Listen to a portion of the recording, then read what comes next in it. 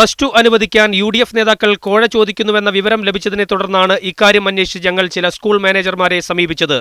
മുസ്ലിം league സംസ്ഥാന secretary, ജില്ലാ president, ജില്ലാ ജനറൽ സെക്രട്ടറി എന്നിവരുൾപ്പെടുന്ന മൂവർ സംഘമാണ് വിലപേശൽ നടത്തിയതെന്നാണ് ഞങ്ങൾക്ക് ലഭിച്ച വിവരം. അതേസമയം കോഴക്കാര്യം സ്ഥിരീകരിച്ച മാനേജർമാർ ആരും ക്യാമറയെ അഭിമുഖീകരിക്കാൻ തയ്യാറായില്ല. കോഴിക്കോട് ജില്ലയിൽ അപേക്ഷ നൽകിയവയിൽ എലത്തൂർ CMC സ്കൂളിനൊഴികെ ഇത്തവണ +2 അനുവദിക്കപ്പെടുമെന്നാണ് തങ്ങളുടെ പ്രതീക്ഷയെന്ന് ഒരു മാനേജർ പറഞ്ഞു. ഇതിന്റെ കാരണം തേടിയപ്പോൾ ജില്ലാ ലീഗ് നേതൃത്വത്തിന് താൽപര്യമില്ലാത്തതുകൊണ്ടാണെന്നായിരുന്നു മറുപടി. പിന്നെ കോഴയുടെ സ്ഥിരീകരണത്തിനായി നേരെ CMC സ്കൂൾ മാനേജറുടെ അടുത്തേക്ക്.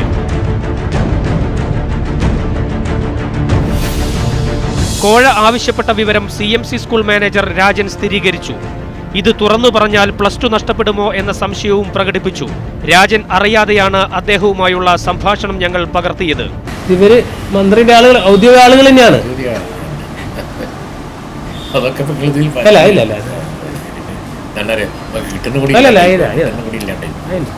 രണ്ട് അധ്യാപക തസ്തികകൾ വേണമെന്നാണ് ലീഗ് നേതാക്കളായ ഇടനിലക്കാർ പറഞ്ഞത്. ഇവരോടൊപ്പം മലപ്പുറത്ത് പോയി മുസ്ലിം ലീഗ് ജനറൽ സെക്രട്ടറിയെ കണ്ടു. ഔദ്യോഗികമായിട്ടുള്ള ആൾക്കാർ തന്നെയാണ് കുട്ടി എന്നെ ആൾക്കാരെടുത്ത് പോയി. എവിടെയാ പോകുന്നത്?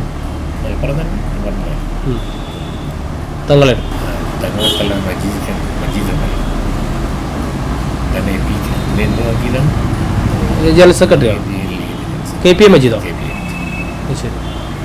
മൂപ്പരാണ് നമുക്ക് തരാന്നുള്ള വാഗ്ദാനം ചെയ്തത്. ഇതിനു പുറമെ ലീഗിന്റെ പ്രാദേശിക നേതാക്കളും പണം ആവശ്യപ്പെട്ടു. പ്രാദേശിക നേതൃത്വത്തിന് പൈസ ഞാൻ പറഞ്ഞില്ലേ, ഓഫീസ് പൊളിച്ചുണ്ടാക്കണമെങ്കിൽ 4 ലക്ഷം രൂപ വേണം. അത് നിങ്ങൾ തരണം. രാജൻ പറഞ്ഞതുപോലെ പ്രാദേശിക നേതാക്കൾക്ക് കോഴ നൽകാതിരുന്നാൽ +2 അപേക്ഷ നിരസിക്കപ്പെടുമോ? ഇതറിയാനാണ് സർക്കാർ പുതിയ +2 പട്ടിക പ്രസിദ്ധീകരിക്കുന്നതുവരെ ഞങ്ങൾ കാത്തിരുന്നത്. പട്ടിക വന്നപ്പോൾ എല്ലാ സൗകര്യങ്ങളും ഒരുക്കി +2വിനായി കാത്തിരുന്ന CMC സ്കൂൾ പുറത്ത്. പ്രാദേശിക നേതാക്കളുടെ എതിർപ്പ് തന്നെ വിജയിച്ചു. മലബാറിലെ +2 ഉപരിപഠന സൗകര്യത്തിനായുള്ള പൊതുസമൂഹത്തിന്റെ മുറവിളി വിദ്യാഭ്യാസ മന്ത്രിയുടെ പാർട്ടിയുടെ നേതാക്കൾ നന്നായി ചൂഷണം ചെയ്തുവെന്നാണ് ഈ മാനേജറുടെ വെളിപ്പെടുത്തൽ വ്യക്തമാക്കുന്നത്. കോഴിക്കോട് നിന്നും ക്യാമറാമാൻ സഞ്ജു പട്ടമലിനൊപ്പം ജയേഷ് രാഘവൻ, മീഡിയ 1.